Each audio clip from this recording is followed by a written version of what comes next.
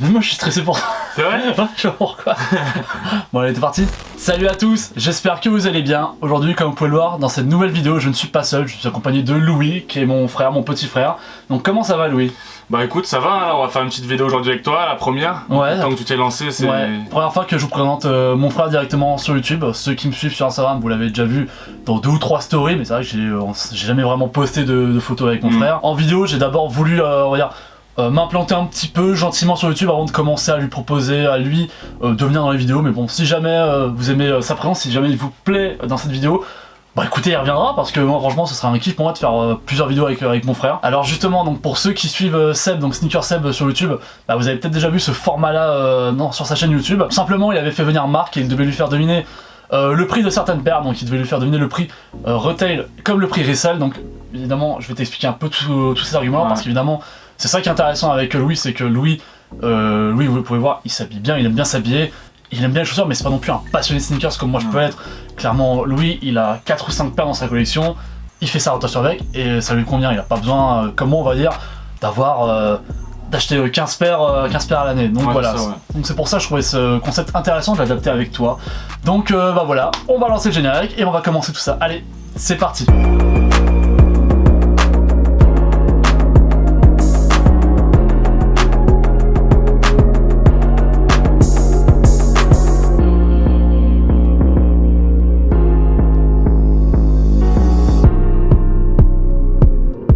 Alors, peut-être le dire à tes abonnés que vraiment je ne connais absolument pas le prix. Bah je connais rien, il n'y a pas de triche. Sûr. On vous l'assure, il y a... Non, bien sûr. Putain, il est fort, putain. D'accord, c'est sur YouTube, toi, je le sens. Alors, on va commencer avec cette boîte-là. Donc, bon, évidemment, je vais demander de pas regarder le nom de la paire. Okay. Donc, déjà, rien qu'à la boîte, on va la montrer vite fait. Est-ce que rien qu'avec la boîte, tu devines à peu près ce que ça peut être comme paire? Hormis Nike. Alors, moi, je m'y connais pas du tout. J'aurais peut-être dit... Ouais, une Jordan, non? Ouais, c'est une Jordan. C'est ça, c'est une Jordan, donc je te laisse la déballer. Ok. Alors, moi, je sortir le téléphone parce que j'ai tout noté les prix. Hein. Alors déjà, est-ce que la paire, elle te parle? Est-ce que tu... Alors elle me parle parce que lors du premier confinement, du coup, quand t'as lancé ta page Instagram, je t'avais pris en photo avec. Ouais. Et je sais quand même, mine de rien, que c'est une paire que... Je connais 3 personnes qui l'ont, dont toi, donc je pense qu'elle doit être assez rare à avoir. Alors, elle est rare, mais en même temps, c'est vrai que j'ai l'impression qu'il y a une grosse quantité, mais c'est vrai que c'est une paire qui plaît beaucoup. Donc c'est une paire, c'est la Jordan 1 Maison Château Rouge, voilà. Donc c'est une paire qui est sortie en novembre ou en octobre 2019.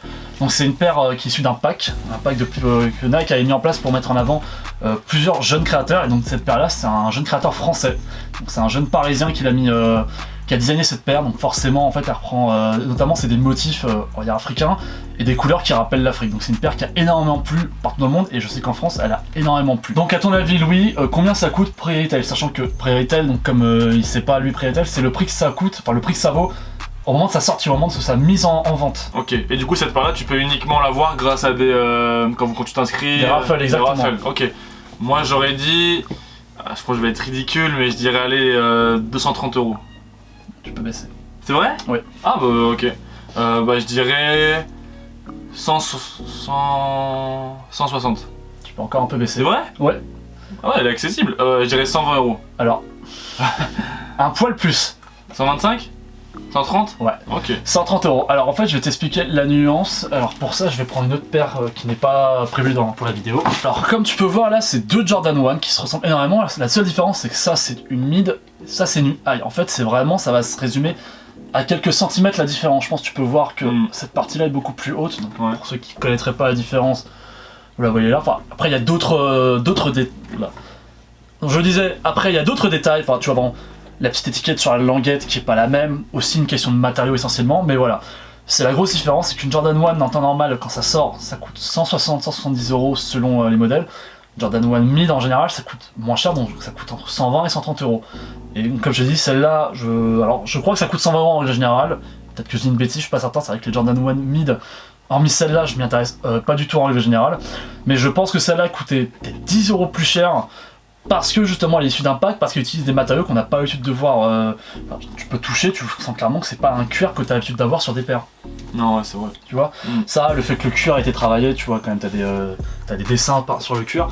Donc, cette paire là, elle coûte 130 € au retail, donc maintenant, au resell, à ton avis, combien ça coûte? Sachant juste que pour le prix du resell, je me suis basé, c'est sur la moyenne sur StockX. Alors, je me suis pas fixé à la dernière vente, c'est vraiment sur la moyenne, le prix qui s'affiche tout en haut de l'application à gauche. Donc, à ton avis?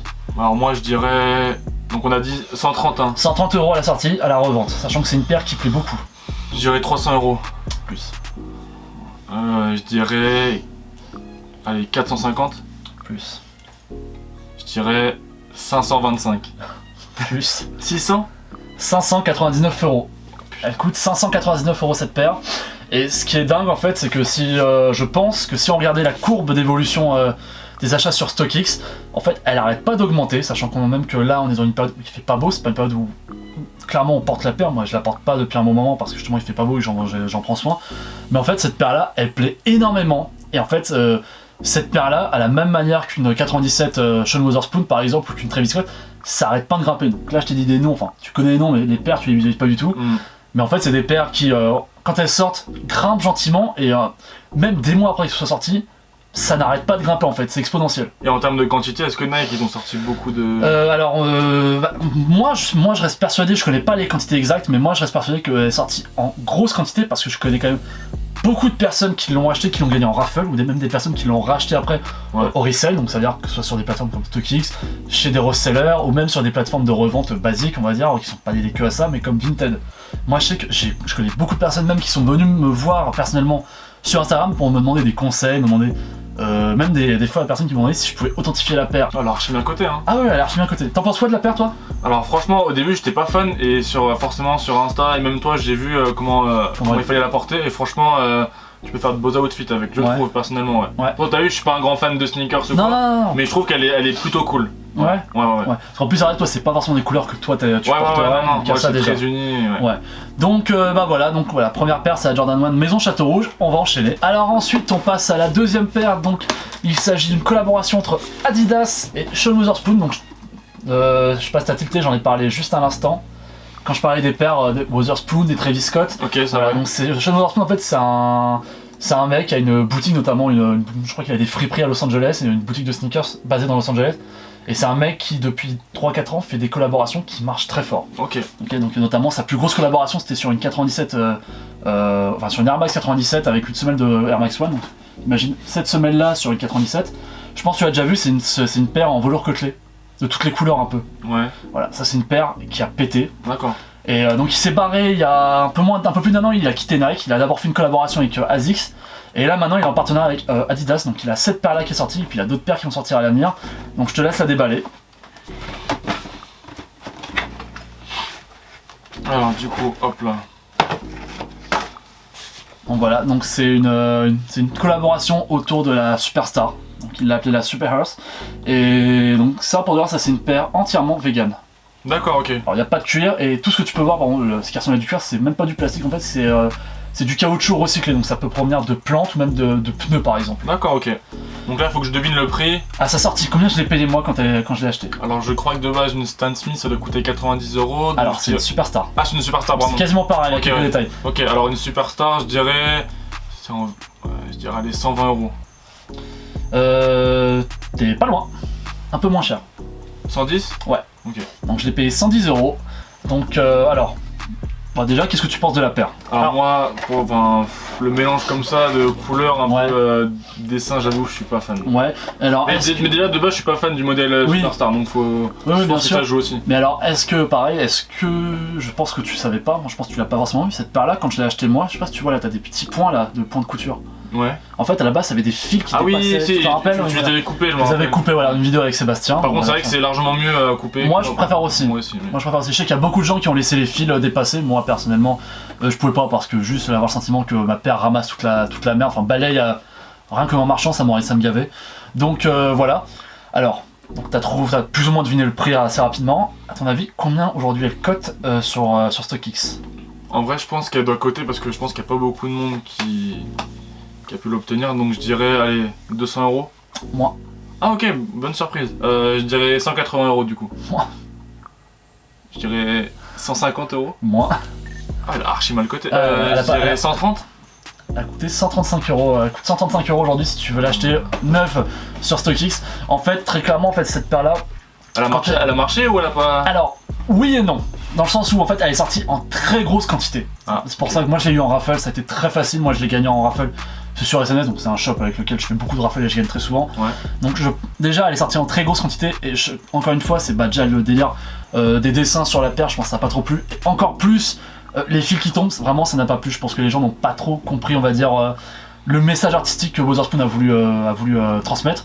Parce que en fait toutes les paires qu'il a sorties auparavant, que ce soit la ASICS comme la 97, c'est des paires qui étaient essentiellement faites avec du velours côtelé, donc du corps du roi. Donc en fait les gens ont été un peu déçus en disant que chez Elias ils continuent pas sur le même délire. Donc tu vois, je pense qu'il y a tout ça aussi qui joue. Mais moi clairement, moi je suis content parce qu'en vrai cette paire là est très bien. Après voilà, c'est une paire quand même qui est fragile, qui salit assez facilement. Enfin tu le vois là, je l'ai nettoyé il y a pas si longtemps que ça. En fait je marche rien qu'en marchant un peu, tu vois t'as des coins où ça c'est un peu crade, la semelle elle salit facilement. Mais moi en vrai voilà, moi je suis quand même super content parce que c'est je trouve que ça reste une jolie paire, c'est une paire quand même qui a un bon message écolo on va dire, un bon message à faire passer aux gens sur aussi notre manière de consommer. Donc non mais voilà, moi j'aime beaucoup cette paire, donc comme toi t'as dit, toi c'est pas ton délire, tu la porterais pas. Pas mentir. Non voilà. Donc voilà, donc bon bah celle-là on va dire que t'as trouvé puisque ça a quand même été rapide, plus rapide on va dire qu'avec la maison Château Rouge. Donc on enchaîne. Alors on va partir avec cette paire là, donc c'est une Air Max One, donc ça c'est la dernière paire que j'ai achetée. Donc tu vois à peu près là c'est laquelle, donc je te laisse la déballer puis je vais t'en parler un peu plus après. Ah oui, c'est la transparente. C'est ça voilà. Donc ça c'est une Air Max One en collaboration avec un shop chinois, donc ça qui s'appelle Clot. Donc la paire s'appelle Kiss of Death. Et en fait donc c'est une paire qui reprend tout le délire on va dire des points d'acupuncture ou du moins des points de pression au niveau de la paume du pied. Alors que tu regardes bah là, quand tu regardes le dessin que tu vois là, et si tu vas regarder ça notamment en fait t'as la liste des points de pression et en fait si tu regardes bien, bon là comme elle est un peu sale maintenant mais tu vois des numéros ou des nombres. Et en fait t'associes par exemple là tu vois le 20. Bah le 20 c'est le duodénum, donc je sais pas ce que c'est, on regardera, bah oui mon latin a ses limites. Il faut savoir en fait que cette paire là c'est une réédition, cette paire là était déjà sortie il y a 15 ans, elle était sortie en 2006 et elle avait cartonné parce que entre autres toute cette zone là que tu vois très fine c'est de l'autruche, c'est du cuir d'autruche et ça je crois que c'est du vrai cuir de serpent je crois entre autres. Donc c'est une paire qui était sortie en quantité très limitée et forcément en fait avec le temps et puis aussi le fait que c'est une paire qui avait beaucoup plu à sa sortie mine de rien. Bah elle cote très cher aujourd'hui, je crois qu'elle cote plus de 1000 euros, voire même beaucoup plus, je suis même pas certain. Mais voilà, je sais que la paire de 2010, elle cote énormément. Donc moi je l'ai acheté comme je t'ai dit, c'était il y a 10 jours de ça, je l'ai acheté dans un shop qui vient d'ouvrir.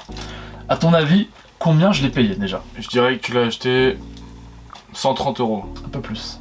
150 150 euros, c'est le prix d'une Air Max One en règle générale, c'est à dire que ma Suzanne quand elle est sortie, moi je l'ai pas acheté au prix retail mais quand elle est sortie clairement c'est le prix que j'aurais payé si je l'avais acheté à sa sortie, donc c'était 150 euros.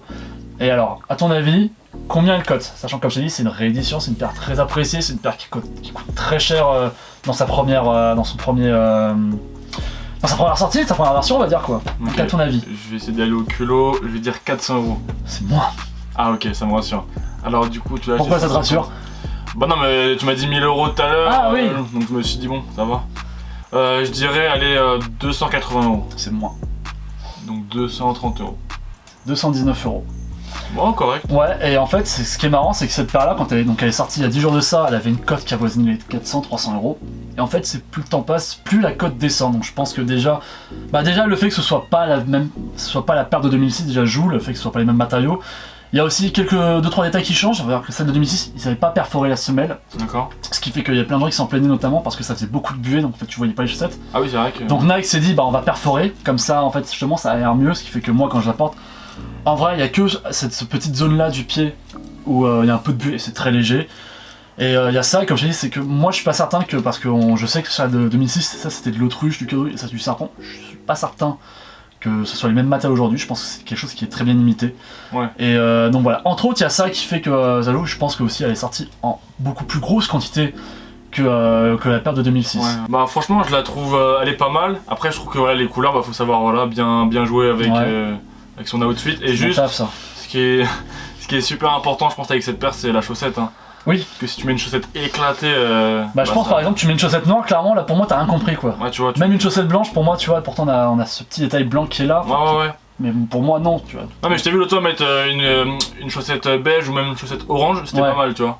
Franchement non, mais pareil je la porterai pas je pense. Oui. Mais je la trouve pas mal. Alors ensuite, en avant-dernière paire, donc je vais cacher un peu ce qui est marqué sur la boîte parce que ça peut être très révélateur juste en te fiant au nombre. Parce qu'encore une fois, je le répète, mais Louis, les stickers il s'en fout un peu, voilà. Est-ce que rien qu'avec la boîte, t'arrives à deviner, tu reconnais un peu ce que ça peut être comme chaussure qui est à l'intérieur? Je suis pas sûr. Ouais. Mais je crois que c'est une Yeezy. Une Yeezy? Ouais. Bravo. Donc en effet, c'est une Yeezy, donc alors... Est-ce que toi tu connais des silhouettes particulières de Yeezy? Moi je connais deux modèles. Ouais. Je connais la 500 et la 350. 350, donc c'est bien ces modèles que je déteste. Voilà. Donc tu sais à peu près à quoi elles ressemblent les deux paires? Bah. Tu connais que les noms? Non, je connais celle qui avait eu une grosse hype il y a peut-être 5-6 ans quand tout le monde l'a portée.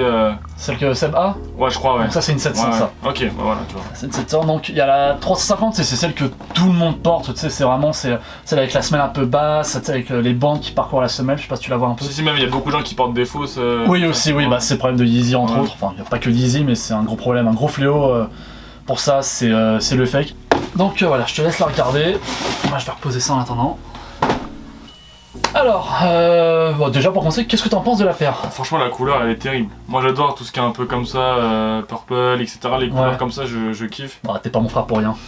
Et après franchement non, avant que tu la déballes j'avais aucune idée de la forme qu'elle avait et franchement je la trouve pas mal. Pourtant tu m'as déjà vu la porter celle-là. Ouais. Mais est-ce que tu savais que ça c'était une Yeezy ou tu t'en doutes? Franchement tu m'aurais montré ça comme ça sans boîte rien.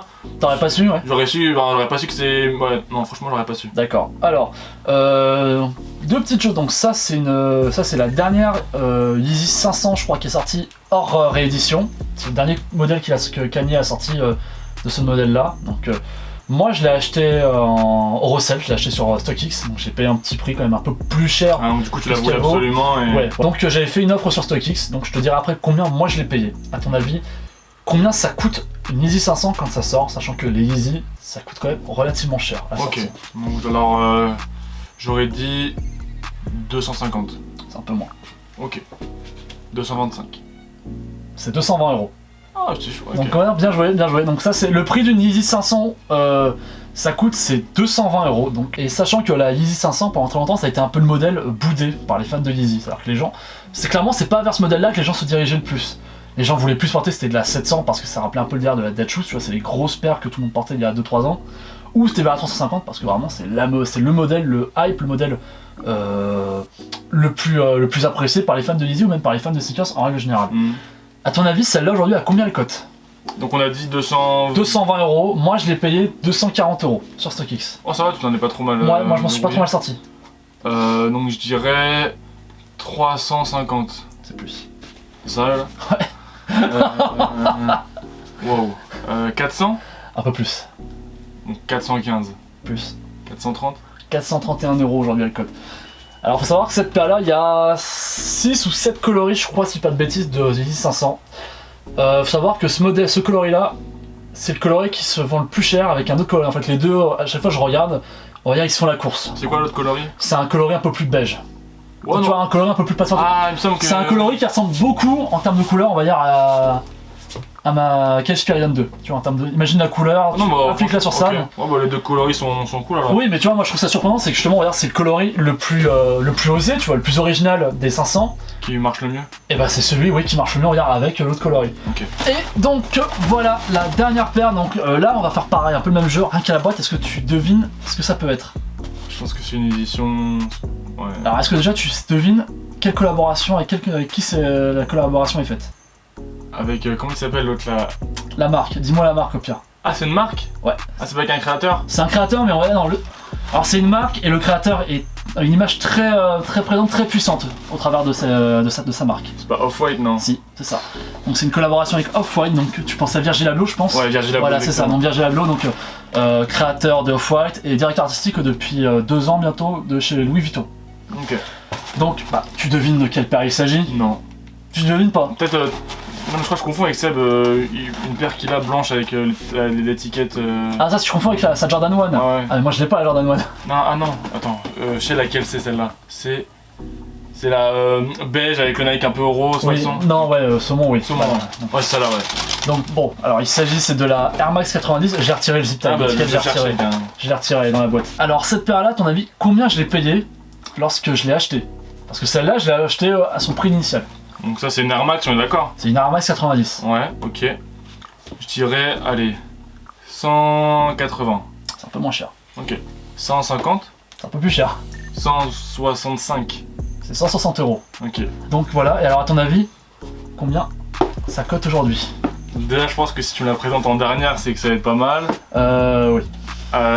Donc du coup on a dit prix de alors, base. après, juste pour te donner un indice, pars pas dans les extrêmes non plus. Non, bien sûr. Donc prix de base, tu m'as dit 160. C'est ça. C'est ça? Ouais. Ok, donc je vais dire 320 €. C'est plus. Ok. Allez, on va dire 450. C'est plus. Pas dans l'excès, mais 530. C'est plus. 600. Plus. 700. Un peu plus. 725. Un peu plus. Il s'est gavé Pépère. Allez, 750. 752 € aujourd'hui à ma taille, ça se revend sur StockX. Neuf, hein, bien sûr.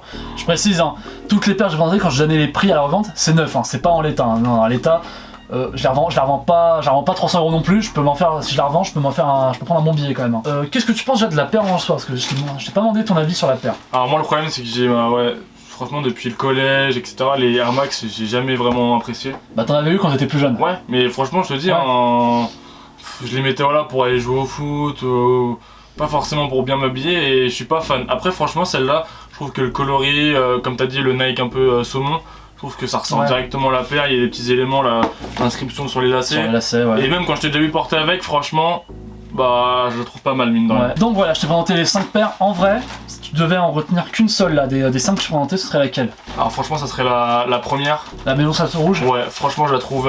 de base quand tu l'as reçue, je la trouvais pas forcément belle. Ouais. Mais une fois portée, etc. Enfin franchement je la trouve... même c'est entre guillemets la mode un peu des Jordan 1, etc. Donc ça revient bien, et je la trouve franchement non de base super belle. Ouais. Et en numéro 2 peut-être la purple comme ça, la Yeezy, la Salto Vision. Ouais, mais moi je te dis, dans ces deux paires là, de toute façon là, les beaux jours vont revenir, je vais les saigner entre autres. Après c'est mon avis hein. Oui, non mais bien sûr, évidemment, mais de toute façon, t'as ton avis vaut quelque chose malgré tout, hein, sinon je te l'aurais pas demandé. En tout cas voilà, on arrive à la fin de cette vidéo, donc bah encore une fois je veux te remercier, parce que merci à toi. je trouve ça trop cool de faire une vidéo avec toi. C'est clair. Parce que bon, vous le voyez pas forcément, mais on est quand même très proches quand même.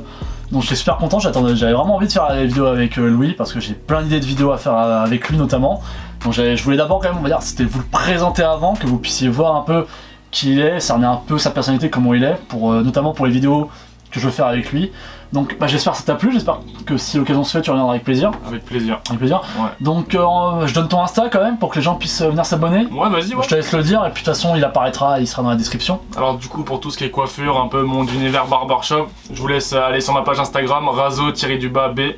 Et voilà, je mettrai du contenu en story, peut-être quelques fois des vidéos comme j'ai fait avec mon frère. Donc voilà, en tout cas ça m'a fait plaisir de venir sur sa chaîne YouTube. En tout cas voilà, bah, encore une fois je vous remercie. Comme d'habitude, si vous avez aimé, petit like, un petit commentaire, un petit partage pour donner de la force à la chaîne. Et évidemment on s'abonne à ma chaîne YouTube parce que vous êtes quand même très nombreux à me regarder et à pas vous abonner. Et encore une fois, c'est dommage parce qu'il y a plein de bonnes choses sur la chaîne, il y a encore plein de bonnes choses qui arrivent. Je vous invite également à me suivre sur mon compte Instagram aussi, donc Just Match It. Et on se donne rendez-vous samedi prochain à 10 h pour une nouvelle vidéo. Ciao.